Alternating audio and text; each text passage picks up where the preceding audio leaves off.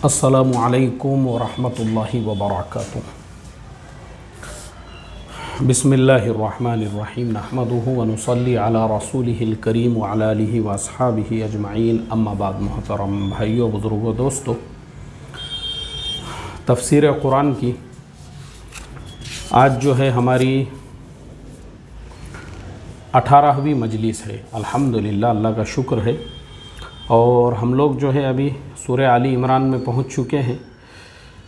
कल मैंने जहां पे ख़त्म किया था तो हमने आपको सब्र और जो सिद्दीक़ियत है उसके फ़ज़ाइल बताए थे। इसी तरह से अल्लाह तबारक व तआला, जो बंदे अल्लाह तबारक व तआला की दात से उम्मीद रखते हैं, सब्र व तहम्मुल करते हैं, उनके लिए अल्लाह की मदद व नुसरत कैसे नाजिल होती है। और मैंने कहा था कि आज की आयत बहुत अहम रहने वाली है। मैं इसके बेशुमार आपको ऐसे फ़ज़ाइल बताने वाला हूँ, इस पे अगर आपने अमल किए इंशाअल्लाह आपको पूरी ज़िंदगी कभी आमिल के पास, किसी बाबा के पास, नींबू हरी मिर्ची वाले के पास जाने की ज़रूरत नहीं पड़ेगी। और चाहे दुनिया आपका कितना भी बुरा चाहे, कोई आपका बाल भी नहीं उखाड़ सकेगा। कितनी भी आपके ऊपर सहर करने दो, जादू करने दो, जिन्नात के झुंड के झुंड छोड़ने दो, आपके ऊपर कुछ नहीं होगा आपको। और ये ऐसा अमल है जो मैं जामिया हुसैनिया रांदेर में पढ़ता था, मुझे वहाँ ये अमल पता चला था मेरे तालिब इल्मी के ज़माने में। आज मुझे 30 साल से ज़्यादा हो चुके हैं। मैं पूरे पाबंदी के साथ, पूरे एहतमाम के साथ तब से लेके अब तक ये अमल भी करते आ रहा हूँ। वो आज मैं आपको भी बताने वाला हूँ और उसकी फ़जीलत मैंने मेरी आँखों से देखा हूँ, तो वो इंशाअल्लाह आपको भी हासिल होंगी। क्योंकि असल देखो, यकीन हमारे दिलों में होना चाहिए। असल होता क्या है, हमारे प्रॉब्लम्स क्यों रिज़ॉल्व या सॉल्व नहीं होते हैं, हल क्यों नहीं होते हैं? क्योंकि हम दूसरों के भरोसे पे बैठते हैं। हज़रत मेरे लिए दुआ कर दीजिए, दुआ कर दीजिए। हज़रत को दुआ करने के लिए बोल रहे हैं, ख़ुद अमल क्यों नहीं पड़ रहा भाई? तो हज़रत आपके बाबरकत कदम जो है मेरे घर में आ गए तो बस फ़रिश्तों का नुज़ूल हो जाएगा। आप मेरी दुकान में तशरीफ़ लाइए, आपके आते ही रहमतों और बरकतों का नुज़ूल। ये सब फालतू बातें हैं। एक बात याद रखो, हमने ये जो मन घड़त हज़रत लोग हैं ना, इनको नबियों से भी ऊंचा मकाम दिया हुआ है। ये तुम्हारे मेरे जैसे इंसान हैं, चाहे वो खानकाह का पीर हो या वक्त का कुतुब हो या अब्दाल हो, उसके आपके घर में आने से बरकत नहीं आएगी। उसके आपके दुकान में आने से बरकत नहीं आएगी। वो अगर लटक भी गया ना, कोई बड़े से बड़ा हज़रत भी अगर तुम्हारे दुकान में ऐसा लटक के झूला भी झूल रहा है वो, तो भी तुम्हारे दुकान में उसके आने से बरकत नहीं आएगी और ना ही तुम्हारे घरों के अंदर रहमतों का नुज़ूल होगा उसके। ये फालतू चीज़ें यार, इंसानों को खुदा बना के रखे हमने। शख्सियत परस्ती के अंदर तो ऐसे अंधे हो गए हुए हैं हम। अल्लाह रहम करे हमारे हाल पे। ये जो शख्सियत परस्ती है ना, इसी ने हमको गारत की, इसी ने हमको बर्बाद की। हज़रतों के चक्कर में पड़ गए और कोई हज़रत मिल गए, ऐसे रुकू करके उनके सामने ऐसा झुकना और उनके सामने। अरे इंसानों को खुदा बनाना छोड़ो यार। ये अल्लाह माफ़ करे, इतना मुझे गुस्सा आता ना ये सब चीज़ों पे। खुद अमल करो, खुद अमल करो। ये सारे अमाल जो है कुरान करीम में, ये खुद हर आदमी अपने अमल का मुकल्लफ है। कोई चाहे इस वक्त का कितना भी बड़ा हज़रत हो, डबल हज़रत हो, ट्रिपल हज़रत हो, और थैलों के जैसी जो है थप्पी मार के पूरा गोदाम भर के हज़रत हो, या फिर वो फन फजरत हो, कुछ नहीं कर सकता है वो। हर आदमी अपने अमल का, वो खुद अपने अमल का मुकल्लफ है। भारत, पाकिस्तान, बांग्लादेश जैसे मुल्कों में सबसे बड़ा प्रॉब्लम शख्सियत परस्ती का, चूमा चाटी का, हज़रत के तलवे चाटने का और उनके आगे झुक जाने का और उनके कदम बोसी और पैर बोसी। इसी वजह से फिर ये हमारे यहाँ झूठे नबी पैदा होते हैं। इसी वजह से हमारे यहाँ पे इस तरह के मसाइल पैदा होते हैं। अल्लाह हमारी हिफाजत फरमाए। और मन घड़त ख्वाब तो हज़रत लोग ऐसे होलसेल के भाव में सुनाते हैं। हर हज़रत को 8 दिन में अल्लाह के नबी सल्लल्लाहु अलैहि वसल्लम की ज़ियारत हो जाती है। अल्लाह माफ़ करे। ये सब जो है ना, ये सब इसीलिए होता है। तो इसके लिए आमाल खुद करो, खुद। कोई ज़रूरत नहीं है किसी हज़रत के घर में आने से और दुकान में जाने से जो है बरकत की। आप आमाल करो बग़ैर हज़रत के, जो है ना आपकी दुकान में रहमतों का, बरकतों का। मैं बता रहा हूँ ना आपको, 30 साल हो चुके हैं मैं वो आमाल करता हूँ। अल्लाह का करोड़ों दर्जे शुक्र है, फ़ज़ल है, एहसान है। कुछ नहीं होता उसकी बरकत से, अल्हम्दुलिल्लाह। जो अपना बुरा चाहने वाले होते हैं उनके ख़ुद इबरतनाक हालात हो जाते हैं। तुम खाली ये आमाल पे अमल करो। आज मैं वही सारी चीज़ें आपको बताने वाला हूँ, तो तफसीर ध्यान तवज्जो से सुनो आज की। अऊज़ु बिल्लाहि मिनश शैतानिर रजीम, बिस्मिल्लाहिर रहमानिर रहीम। शहीदल्लाहु अन्नहु ला इलाहा इल्ला हुवा वल मलाइकतु व उलुल इल्मि क़ाइमम बिल क़िस्त ला इलाहा इल्ला हुवल अज़ीज़ुल हकीम। इन्नद्दीन इंदल्लाहिल इस्लाम वमख्तलफ़ल्लज़ीना उतुल किताब इल्ला मिन बअदि मा जाअहुमुल इल्मु बग़यम बैनहुम वमन यकफ़ुर बिआयातिल्लाहि फ़इन्नल्लाहा सरीउल हिसाब। फ़इन हाज्जूक फ़क़ुल अस्लमतु वजहिया लिल्लाहि वमन इत्तबअन वक़ुल लिल्लज़ीना ऊतुल किताब वल उम्मिय्यीना अस्लमतुम फ़इन अस्लमू फ़क़द इह्तदौ व इन तवल्लौ फ़इन्नमा अलैकल बलाग़ वल्लाहु बसीरुम बिल इबाद। यहाँ तक है, मैंने जहाँ तक पढ़ा हूँ। अभी मैं आपको इसके सारे फ़ज़ाइल भी बताऊँगा और उसी के साथ इस आयत का शान नुज़ुल भी बताऊँगा और वो अमल भी बताऊँगा जो मैं आपको आखिर में बताने वाला हूँ। सबसे पहले हम आते हैं इसके शान नुज़ुल पे कि शहीद अल्लाहु अन्नहु ला इलाहा इल्ला हुवा वल मलाइका। ये जो आयत नाजिल हुई यहाँ से लेकर, तो ये क्यों नाजिल हुई, इसका शान नुज़ुल पहले समझते हैं। इमाम कल्बी रहमतुल्लाह अलैह फरमाते हैं कि मदीना मुनव्वरा में रसूलुल्लाह सल्लल्लाहु अलैहि वसल्लम का जब ज़ुहूर और गलबा हुआ तो मुल्क शाम के दो बड़े यहूदी आलिम मदीना मुनव्वरा आए और मदीने को देखकर कहने लगे कि ये शहर तो नबी सल्लल्लाहु अलैहि वसल्लम के शहर जैसा है जिसकी सिफत तौरात में आई है। अब देखिए, मैं पहले यहाँ स्टॉप ले लेता हूँ आपको समझाने के लिए। इमाम कल्बी रहमतुल्लाह अलैह बहुत बड़े मुफस्सिर कुरान भी थे और मुहद्दिद भी थे, और अक्सर जो फ़ुक़हा है, उलामा है और तारीख़ में इनके हवाले आपको मिलेंगे। तो ये फ़रमाते हैं कि मदीना मुनव्वरा में जब अल्लाह के नबी सल्लल्लाहु अलैहि वसल्लम मक्कतुल मुकर्रमा से हिजरत करके जब आप मदीना पहुँचे तो आपने क्या किया, आपने मदीने को चेंज कैसे किया कि भाई ये मदीना देखने के बाद जो यहूदी आए हुए थे, दोनों यहूदी आलिम, उन्होंने देखते ही कहा, अरे यार ये शहर तो नबी का शहर लगता है।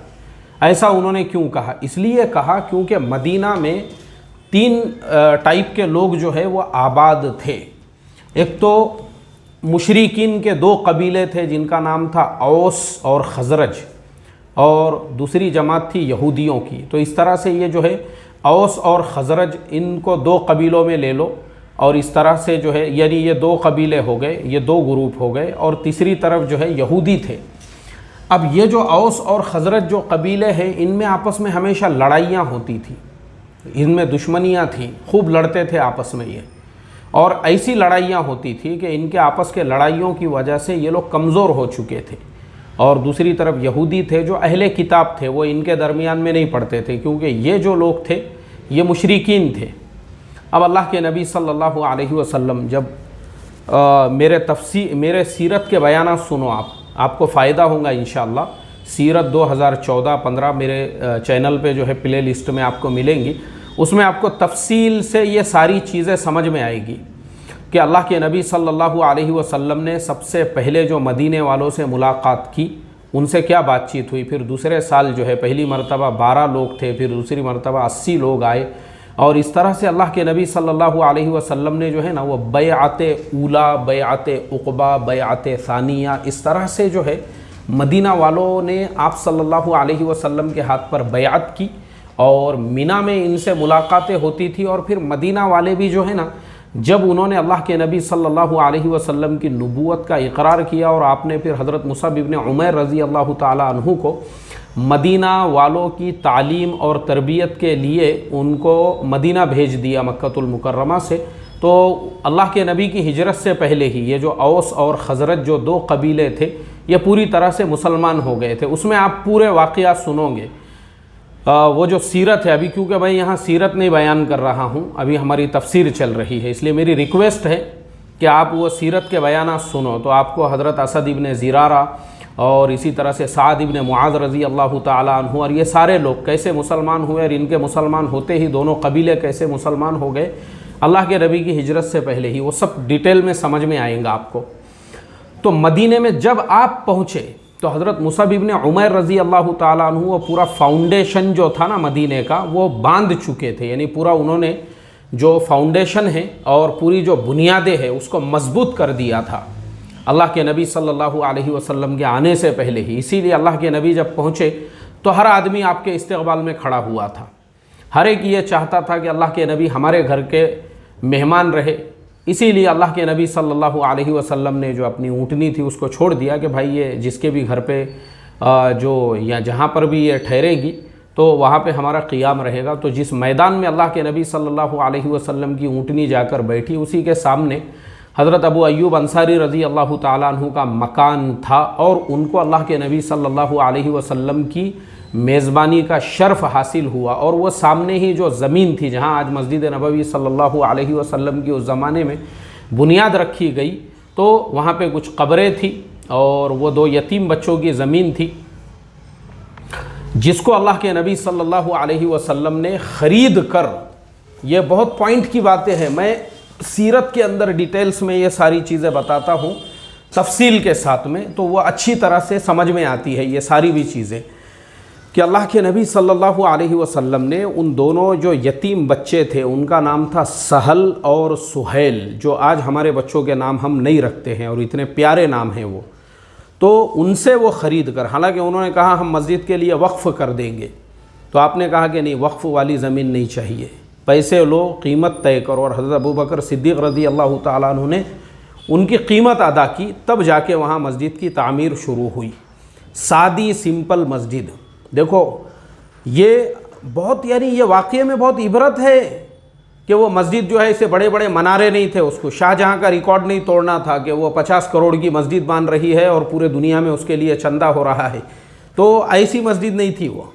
बल्कि मैंने मेरे उस्ताद मोहतरम हज़रत मुफ्ती साहब, अल्लाह उनकी उम्र में बरकत अता फरमाई, बहुत बातें हैं, मैं मुफ्ती साहब से ऐसी बारीक बारीक बातें सीखने के लिए मिलती है, वो कभी कभी मुझे याद आती है। हज़रत मुफ्ती साहब ने मुझे वो सुनाए थे, बोले अल्लाह के नबी सल्लल्लाहु अलैहि वसल्लम के पास बाज़ाब्ता, बाद के ज़माने में जो है ना बाज़ाब्ता जो मस्जिद का नक्शा बनाने वाले हैं, जिसे हम आज के ज़माने में आर्किटेक्चर कहेंगे, इंजीनियर्स कहेंगे, ऐसे लोग पहुँचे उन्होंने, और बाज़ाब्ता जो है ना वो बना भी दिया गया था कि मस्जिद की आलीशान तामीर होगी और उसके लिए चंदा होगा और उसके लिए ये होगा वो होगा। अल्लाह के नबी सल्लल्लाहु अलैहि वसल्लम ने उन सब से मना फरमाया।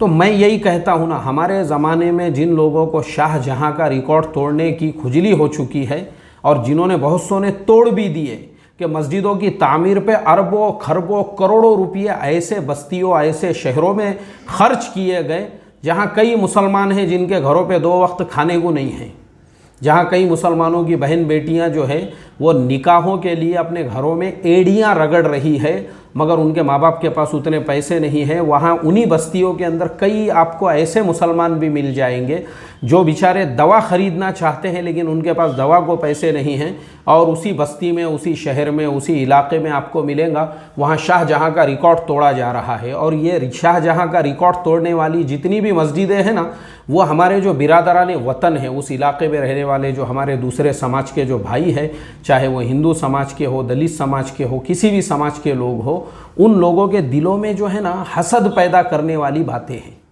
जलन पैदा करने वाली बातें हैं, उनको वरगलाने उकसाने वाली बातें हैं, और उनके दिलों में और दुश्मनी पैदा करने वाली बातें हैं कि देखो इन लोगों को, यहाँ लोगों को जो है रहने को घर नहीं है, छत नहीं है, लोगों के पास में खाने को नहीं है यहाँ पे, और यहाँ शाहजहाँ का रिकॉर्ड तोड़ा जा रहा है।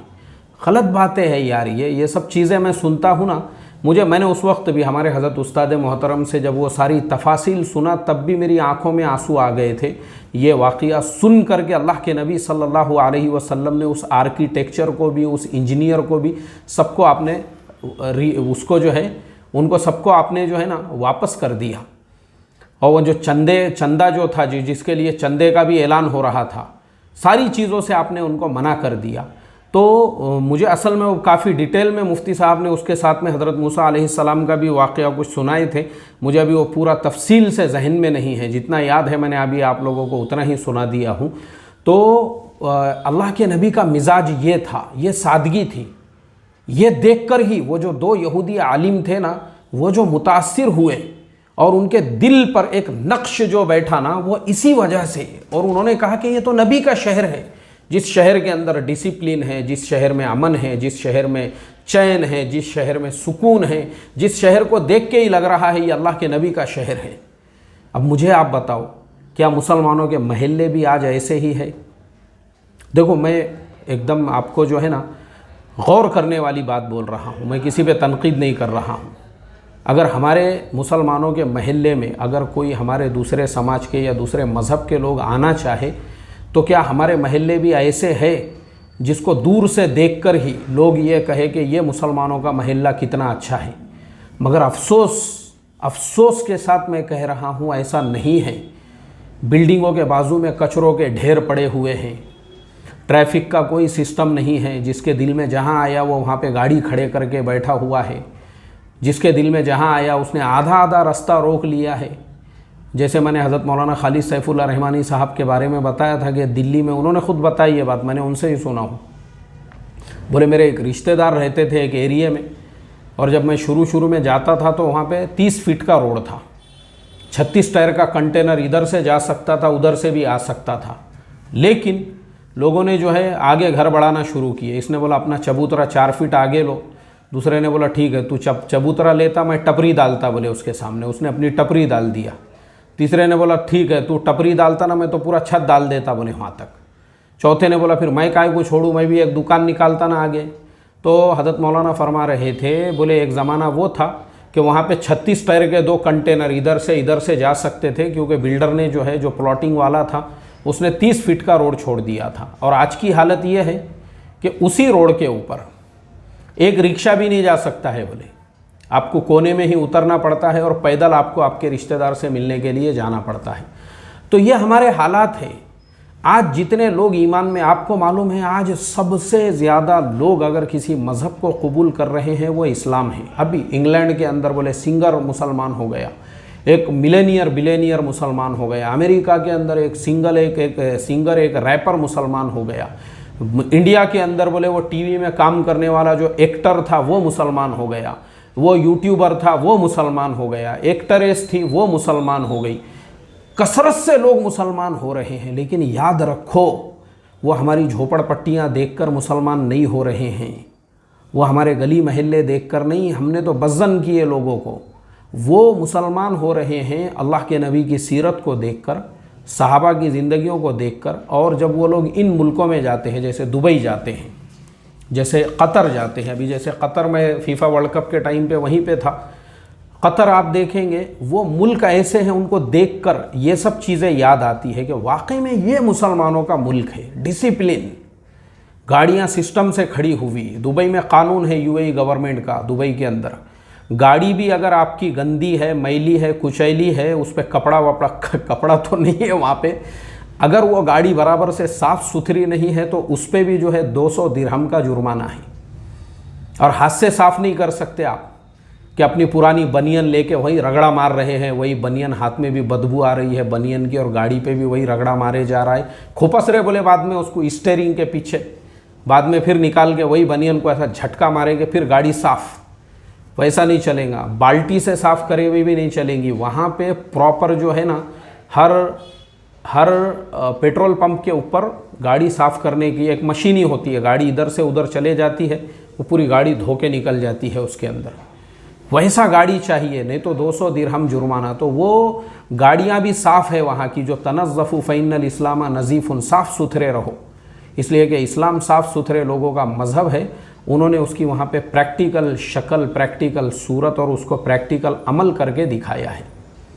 इसीलिए उनके मुल्कों में इतना अमन है, इतना चैन है, इतना सुकून है, जिसको देख के लोग मुसलमान होते हैं वहाँ पर। खाली देख के, फीफा वर्ल्ड कप देख के लोग मुसलमान हो गए, फीफा वर्ल्ड कप देखकर। और मैंने मेरे कतर के वीडियोस देखो आप, मैं खुद मिला हूँ वहाँ, अंग्रेज़ों से मिला, मैंने उनका इंटरव्यू लिया, तो जुब्बे पहन लिए उन्होंने वहाँ पे मुसलमानों को देखकर। और मुझे साउथ कोरिया के लोग मिले, थोड़ी बहुत कोरियन मुझे भी आती है, मैं उनको मिला, थोड़ा मैंने बातचीत किया तो इतने खुश हो गए, वाह उनको, यानी कतर में कोरियन बोलने वाला एक दाढ़ी टोपी वाला मिल गया तो माशाअल्लाह हो गया उनका। तो वो लोग भी सब जुब्बे में, सब उन्होंने भी जो है वो इस तरह से चक्रियाँ ऊपर रखी हुई, सब उन्होंने जो है वहाँ पे जुब्बे का स्टॉक ख़त्म हो गया था दुकानों में से, सब जुब्बे ही पहन के घूम रहे थे वहाँ पे, सारे अंग्रेज़ भी जुब्बे पहने हुए, रशियन भी जुब्बे वाले, अमेरिकन भी जुब्बे वाले। और हमने इतना बज़्ज़न किए कौमों को। अभी मैं ख़बर पढ़ रहा था कि उत्तराखंड के एक स्कूल में इंग्लिश की किताब में अम्मी और अब्बू का लफ्ज़ लिखा हुआ था, उस पर एक ने जो है एक ने शिकायत दर्ज करा दिया, बोले ये अम्मी और अब्बू का लफ्ज़ हमारे स्कूलों में क्यों? मतलब इतनी नफ़रत पैदा हो गई लोगों को, क्यों? हमारी वजह से। हमने 30 फीट के रोडों को जो है 3 फीट का कर दिए, हमने कचरों के ढेर जगह जगह पे लगे हुए हैं, ज़रा सी बात पे लड़ाई झगड़े, पार्किंग पे से लड़ाई झगड़े, गाड़ी खड़े करने पे से लड़ाई झगड़े, मस्जिद में से निकल रहे तो उस पे से लड़ाई झगड़े, ज़रा सी बात पे हमने खुद अपना जो है ना इस्लाम से बज़्ज़न कराए लोगों को। इसलिए आज लोग हमारे से बज़्ज़न हैं हमारे मुल्क में, और दूसरे मुल्कों में क्यों इस्लाम से मुतासिर हैं, वहाँ पे उन्होंने इस्लाम को उस तरीक़े से पेश किए कौमों के सामने। तो ये मदीना उनको नज़र आया, ये अल्लाह के नबी का, वाक़ई में ये ऐसा मुल्क होता है मुसलमानों का, साफ़ सुथरा धुला धुलाया हुआ छिले हुए अंडे के जैसा। तो उनको भी, जो यहूदी मदीना में आए थे, उन्होंने कहा यार ये शहर में देख के ही लग रहा है कि ये नबी का शहर है। ये किसका शहर है? नबी का। मुझे एक और वाक़या याद आ गया, अभी तो तफसीर लेट हो रही होंगी अपनी।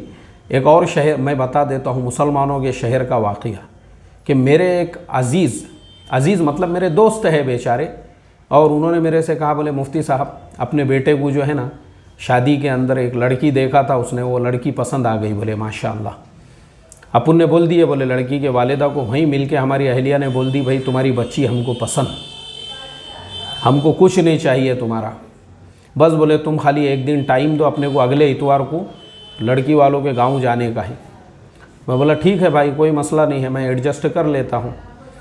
अब लड़की वालों के गांव के लिए निकले, बहुत खुश, पैसे वैसे अपने को सब दिया, बोले अल्लाह ताला ने यहाँ पे क्या चाहिए, बच्चे को खाली लड़की पसंद आ गई, मसला खलास।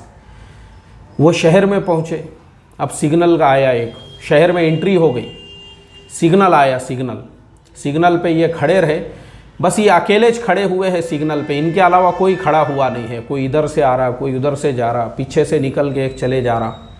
उन्होंने बोले यार कैसे लोग हैं यहाँ, सिग्नल विग्नल को फॉलो नहीं करते क्या? और वो पूरा हमारे माशाल्लाह ईमान वालों का महल्ला, उन्हीं का चौक, उन्हीं का कॉर्नर, उन्हीं का इलाका। चलो बोले आगे। अब थोड़ा आगे बढ़े, गटर फूटा हुआ है, पूरा रोड के ऊपर जो है गंदगी बह रही है। फिर थोड़े आगे निकले तो जो जानवर होते हैं, एक पूरा क्या पूरा जानवरों का झुंड रास्ते से गुज़र रहा है। रुक जाओ, गाड़ी रोक दो, अभी पहले इनकी सवारी जाएंगी, उसके बाद गाड़ी आगे लेके जाना। अब पूरा जो है खिंजीरों का जो झुंड था, पूरा जो उनकी जमात थी, वो वहाँ से जो है रास्ता क्रॉस करके आगे निकली। फिर उसके बाद में जो है गाड़ी आगे बढ़ी। फिर थोड़ा आगे बढ़े तो गंदगी के ढेर, गटर फूटे हुए, नालियों में से पानी बह रहा, रास्ते पे जो है घुटने भर के गड्ढे। तो उन्होंने मेरे से पूछे, बोले यार मुफ्ती साहब ये इलाका पूरा मुसलमानों का नज़र आ रहा है।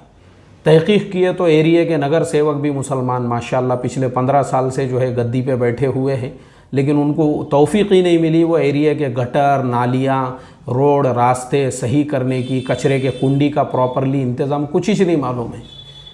बाद में वहीं पे पहुँचे, उनकी जो बीवी थी, खिड़की में से जब बदबू आने लगी तो 5-6 उल्टियाँ हो गए बेचारी को। जिनके घर पे जाने का था, पहले तो उसको बिस्तर पे ले जाके सुला देना पड़ा कि उनकी तबीयत ख़राब हो गई, खाली ये शहर का माहौल देख के। अल्लाह माफ़ करे मोहतरम दोस्तों, गंदगी, गिलाज़त, ये सारी चीज़ें जो है ना, अब आप देखो कि ये हमारे महल्लों में दाखिल होते ही लोगों को हम ये इम्प्रेशन दे रहे हैं। लोग कहाँ से ईमान में दाखिल होंगे मुझे बताओ ना। और यहाँ पे देखो, जो मैंने अरब मुल्कों की बात किया, और जो ये जो अच्छा ये खाली, अच्छा इंडिया में भी है ये, मैं बताना भूल गया आपको।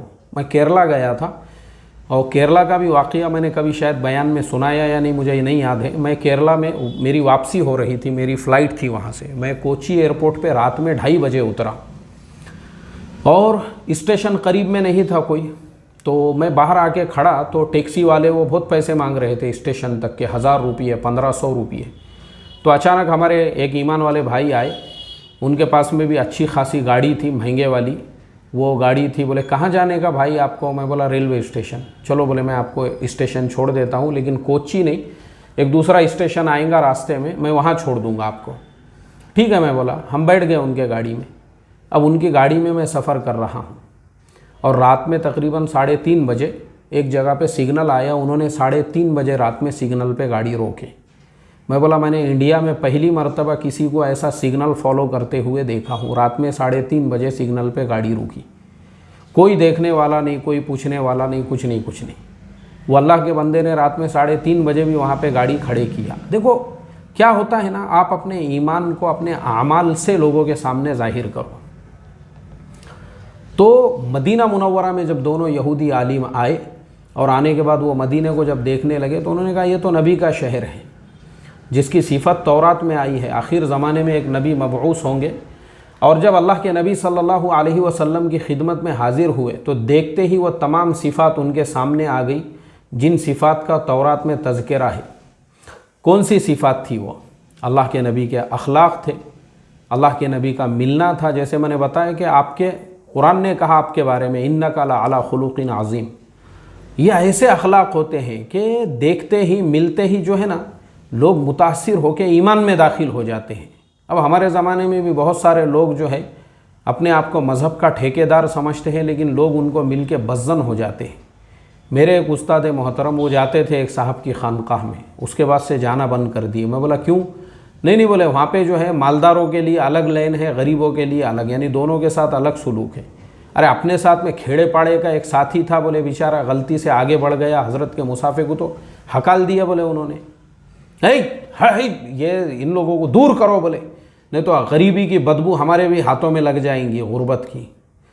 ऐसे लोगों के लिए कोई जगह नहीं है बोले अपने, या ऐसे लोगों को कदर ही नहीं है बोले कि अल्लाह वालों का मकाम और मर्तबा। भाई तेरे को किसने सर्टिफिकेट दिया तू अल्लाह वाला है बोलकर? देखो मैं आपको जो है ना, बहुत सारे लोगों को शायद मेरी ये बात थोड़ी सी चुभेंगी, लेकिन मेरा सवाल है ये, अल्लाह वाला कौन है और डल्ला वाला कौन है और अल्लाह वाला कौन नहीं है, ये फ़ैसला तो क़यामत के दिन होगा। वरना अल्लाह वाला तो हर ईमान वाला है। जिसने अल्लाह को जो है अपना माबूद तस्लीम कर लिया वो ख़ुद अल्लाह वाला है। अगर वो अल्लाह वाला नहीं होता था तो उसके सामने हज़ारों ऑप्शन थे। वो अल्लाह वाला है, इसीलिए उसने अल्लाह को अपना रब, अपना परवरदिगार मान लिया। लेकिन हमारे ज़माने में लोग जो है अपने आप को खुद से ही अपने जो है ऐलान, इसीलिए आगे चल के फिर लोग इमाम मेहदी होने का भी ऐलान कर लेते हैं। इसीलिए अल्लाह माफ़ करे। तो उसके बाद से हमारे उस्ताद ने बोले मैंने जाना बंद करा, क्योंकि गरीब को ठुकरा दिया गया। और जैसे ही पता चला बम्बई से फलाने करोड़पति साहब भी आपकी आइए, उनके लिए खुसूसी मजलिस, खुसूसी दस्तरखान बिछाया जाए और उनके साथ घंटों बातचीत हो रही है, हंसी मजाक जो है उनके साथ। उनके लिए टाइम है आपके पास, गरीबों के लिए नहीं है। देखो इसी चीज़ ने लोगों को बज़्ज़न किया, इसी चीज़ ने, इसी से लोग जो है ना मजहबियत, इसी से लोग जो है ना बाद में बज़्ज़न हो जाते हैं। तो ये अल्लाह के नबी की सुन्नत थी। गरीब आ रहा है उसके लिए भी आपके पास वैसा ही इस्तक़बाल है, अजनबी आ रहा है उसका भी इस्तक़बाल हो रहा है खंदा पेशानी के साथ, सबके लिए। तो ये जो सिफ़ात थी तौरात के अंदर के, वो एकदम सादे सिंपल होंगे, आम लोगों के जैसे होंगे। उनकी कोई खुसूसी टोपी को ऐसा कड़क इस्तरी मारे भी नहीं रहेंगी। सबसे ज़रा मेरी जो है 2 पल्ली की टोपी अलग नज़र आना चाहिए, थोड़ा सा पंखे को लगे जैसी, ऐसी टोपी नहीं थी अल्लाह के नबी सल्लल्लाहु अलैहि वसल्लम की। आम लोग जैसे रहते थे, वो देखते ही आपके पेशानी में उनको नूर नबूवत नज़र आ गया। और उन्होंने क्या कहा, आप मोहम्मद सल्लल्लाहु अलैहि वसल्लम हैं? अल्लाह के नबी ने फरमाया कि हाँ। फिर उन्होंने कहा क्या आप अहमद हैं? अल्लाह के नबी सल्लल्लाहु अलैहि वसल्लम ने फरमाया कि हाँ। फिर वो कहने लगे कि हम आपसे शहादत के मुताल्लिक़ पूछेंगे। शहादत मतलब गवाही, यानी ईमान की गवाही। अगर आप सल्लल्लाहु अलैहि वसल्लम ने उसके मुताल्लिक़ हमें सही बता दिया तो हम आप पर ईमान ले आएंगे और आपकी तस्दीक़ करेंगे। रसूलुल्लाह सल्लल्लाहु अलैहि वसल्लम ने उनसे फरमाया ठीक है पूछो। उन्होंने कहा कि आप हमें ये बताइए किताबुल्लाह में सबसे बड़ी शहादत कौन सी है, उस पर मज़कूरा आयात का नुज़ुल हुआ और दोनों मुसलमान हो गए और उन्होंने हुज़ूर सल्लल्लाहु अलैहि वसल्लम की तस्दीक़ भी कर दी। देखो ये आयत, शहीद अल्लाहु अन्नहु ला इलाहा इल्लाहु, अल्लाह तो इस बात की गवाही देता है कि उसके सिवा कोई माबूद नहीं, इस हाल में कि वो इंसाफ का हाकिम है, और फ़रिश्ते और इल्म वाले भी गवाही देते हैं उस गालिब हिकमत वाले के सिवा कोई इबादत के लायक नहीं। अब ये आगे की भी जो 2 आयतें मैंने पढ़ा हूँ इसका भी तर्जुमा यहाँ पे लिखा हुआ है। अब मैं आपको जो है ना, अब इसके मैं फ़ज़ाइल बताता हूँ कि देखो ये यहूदी जो दोनों थे वो ईमान में दाखिल हो गए। तो ये जो आयतें हैं, पहले तो आप इसको अच्छी तरह से हिफ्ज़ याद करो और फिर इसका तर्जुमा भी याद करो, तो आपको इससे बहुत फ़ायदा होगा। हर फ़र्ज़ नमाज के बाद सबसे पहले सूरतुल फ़ातिहा पढ़ना है, अल्हम्दुलिल्लाहि रब्बिल आलमीन, उसके बाद में आयतुल कुर्सी, अल्लाहु ला इलाहा इल्ला हुवल हय्युल क़य्यूम, पूरी मुकम्मल। ये 2 हो गए। तीसरे नंबर पे ये आयत है, शहीद अल्लाहु अन्नहु ला इलाहा इल्ला हुवा वल मलाइकतु व उलुल इल्मी क़ाइमम बिल क़िस्ति ला इलाहा इल्ला हुवल अज़ीज़ुल हकीम। तो ये एक आयत हो गई, लेकिन इसको आपको आखिर तक पढ़ना है। इसका आखिर क्या है? इसका आखिर जो है ना वो है वल्लाहु बसीरुम बिल इबाद। देखिए ये आयत नंबर है 20, यानी आप शुरुआत करेंगे आयत नंबर 18 से। 18, 19 और 20 ये 3 आयतें आपको याद करना है, शहीद अल्लाहु से लेकर तो वल्लाहु बसीरुम बिल इबाद तक 3 आयतें आपकी हो गई। उसके बाद इसके बाद में भी एक आयत है, वो भी आपको पढ़ना है। वो क्या है? वो इसके बाद की आयत है, कुलिल्लाहुम्मा मालिकल मुल्की तुतिल मुल्का मन तशाउ व तंज़िउल मुल्का मिम्मन तशा। ये 2 आयतें हैं इसके बाद की भी, यानी आयत नंबर जो है 26 और 27, ये सब सूरह आली इमरान की आयतें हैं। यह है तुलिजुल लैला भी याद करना है, व तर्ज़ुक़ु मन तशाउ बिग़ैरि हिसाब, यहाँ तक। अब देखो ये कितनी आयतें हो गई? सबसे पहले सूरतुल फ़ातिहा, उसके बाद में आयतुल कुर्सी, उसके बाद ये शहीद अल्लाहु अन्नहु, ये 3 आयतें, और इसके बाद जो है कुलिल्लाहुम्मा मालिकल मुल्क से लेकर तो उसके बाद की और एक आयत, इस तरह से वो 2 आयतें हो गई। ये सब आपको ज़ुबानी याद करना है, और उसके बाद जब ये सब आप पढ़ लेंगे, आखिर में आपको 3 मरतबा पढ़ना है, व अना अला ज़ालिका मिनश शाहिदीन या रब्बल आलमीन, व अना अला ज़ालिका मिनश शाहिदीन या रब्बल आलमीन, व अना अला ज़ालिका मिनश शाहिदीन या रब्बल आलमीन। ये 3 मरतबा पढ़ना है। ये वजीफ़ा मैं आपको बता रहा हूँ। इसका फ़ायदा क्या है? इसका फ़ायदा ये है, अल्लाह तबारक व तआला, ये इमाम बाक़िर रहमतुल्लाह अलैह इसके रावी है, इसके फ़ज़ाइल के, और उन्होंने ये फ़रमाया कि जो आदमी हर फ़र्ज़ नमाज के बाद 1 मरतबा इन आयतों को पढ़ लेगा, तो सबसे पहली चीज़ ये है कि अल्लाह तबारक व तआला 70,000 फ़रिश्तों को मुक़र्रर फ़रमाता है उस इंसान की हिफाजत के लिए, जो उसकी हिफाजत फ़रमाते हैं, और उसके जो है 70,000 जो उसके काम होते हैं, जो वो ये चाहता है, अल्लाह ताला अपने फ़ज़ल व करम से पूरा फ़रमाता है। अब मुझे आप बताओ, हमारे ऐसे 70,000 तो कुछ काम होते नहीं हैं, मुख्तसर हमारी ऐसी अल्लाह से हाजतें दुआएं होती है। जब 70,000 पूरी होंगी तो फिर इसका तो कोई सवाल ही नहीं पैदा हुआ। और सबसे अदना दर्जा ये है कि अल्लाह उसके सारे गुनाहों को माफ़ फरमा देते हैं। मतलब आपने कोई हाजत मांगे ही नहीं, या 70,000 तक आपका आंकड़ा नहीं पहुंचा, तो आखिरी दर्जे में आपके सारे गुनाह उससे माफ़ हो जाते हैं, और जो 70,000 फरिश्ते हैं वो आपकी हिफाजत फरमाते हैं। और मैं ये आपको बता रहा हूँ कि मैं पिछले 30 सालों से इस पर मेरा मामूल है। मैं जामिया हुसैनिया रांदेर में जब पढ़ता था तब मैंने ये वहाँ पे सुना था, हमारे किसी उस्ताद मोहतरम ने बताए थे। तब से लेके तो आज तक मेरा इसका मामूल है। तो इसके मामूल में सबसे बड़ा फ़ायदा ये है कि जब आप ये सारी, इससे आपके दिल में मजबूती पैदा होती है। आपके दिल से जो है ना लोगों का डर और गुंडों का डर और टपोरियों और छपरियों का डर और इस तरह के जो मवाली होते हैं, आपने देखे होंगे मेरे ख़िलाफ़ में जितने भी यूट्यूब पे लोग वीडियोस वगैरह बना के डालते हैं, या बहुत सारे लोग जो है ऑफ़लाइन भी इस तरह से जो है ना, मैं किसी से मुतासिर नहीं होता हूँ। ये सबसे बड़ी बात है। मैं आपको फाइनल मुतासिर यानी कोई कितना भी बड़ा रहने दो, अल्लाह का करोड़ों दर्जे शुक्र है हम मुख्यमंत्री को मिले हुए हैं, बड़े बड़े मिनिस्टरों को। अभी मैं दिल्ली गया था, वहाँ पे राज्यसभा के 7 मेंबरों से और तकरीबन 14-15 एमपी से मेरी मुलाकात हुई, बहुत से मिनिस्टरों से आधा घंटा बैठे हम। लेकिन हम मुतासिर नहीं होते किसी से। क्यों मुतासिर नहीं होते? क्योंकि ये ऐसे औराद व वज़ाइफ जो है ना आपके दिल में ईमान और यकीन को जमाते हैं, मजबूती पैदा करते हैं।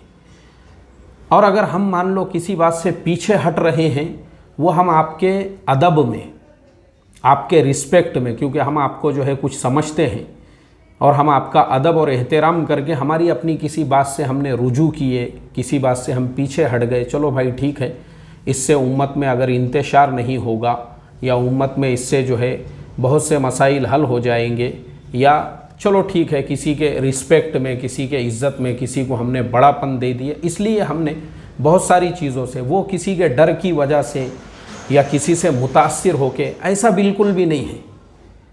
अल्लाह का करोड़ों दर्जे शुक्र है, क्योंकि हम ये ऐसे औराद व वज़ाइफ पढ़ते हैं ना, इनके बरकतों को हमने अपनी आँखों से देखा हुआ है। दिल में मजबूती आएंगी आपके, मजबूती। अल्लाह ताला जो है ना, जो मुतासिर होने वाली, जो मैंने बताया ना आपको, जो आप मुतासिर नहीं होंगे किसी भी चीज़ से, अल्लाह ताला ऐसा ईमान आपके दिलों के अंदर जमाएगा। लेकिन आपको ये पाबंदी और एहतमाम करना पड़ेगा। हर फ़र्ज़ नमाज के बाद सूरतुल फ़ातिहा 1 मरतबा, आयतुल कुर्सी, सूरतुल फ़ातिहा, आयतुल कुर्सी, शहीद अल्लाहु से लेके वल्लाहु बसीरुम बिल इबाद तक, और कुलिल्लाहुम्मा मालिकल मुल्क से लेकर तो व तर्ज़ुक़ु मन तशाउ बिग़ैरि हिसाब तक, ये पूरा आपको पढ़ना है। इतना अगर आपने पढ़ लिया, वो पढ़ने के बाद में इंशाअल्लाह, और आखिरी में 3 मरतबा व अना अला ज़ालिका मिनश शाहिदीन, व अना अला ज़ालिका मिनश शाहिदीन, व अना अला ज़ालिका मिनश शाहिदीन, ये अगर आपने पढ़ लिया इंशाअल्लाह, फिर देखो आपके दिल में अल्लाह ताला ये सारे फ़ज़ाइल भी आपको मिलेंगे। 70,000 फ़रिश्ते आपकी हिफाजत करेंगे, और उसी के साथ साथ जो है सबसे अदना दर्जा होगा, आपके सारे गुनाह माफ़ होंगे, और आपके दिल में ईमान और यकीन जो है वो जड़ और मजबूती पकड़ेगा। आज की तफसीर को हम यहीं पे ख़त्म करते हैं दुआओं की दरख्वास्त के साथ। दुआ फरमाएं अल्लाह तबारक व तआला रमज़ानुल मुबारक की हमारी टूटी फूटी इन इबादतों को अपने फ़ज़ल व करम से कबूल फरमाएं। अस्सलामु अलैकुम व रहमतुल्लाहि व बरकातुहू।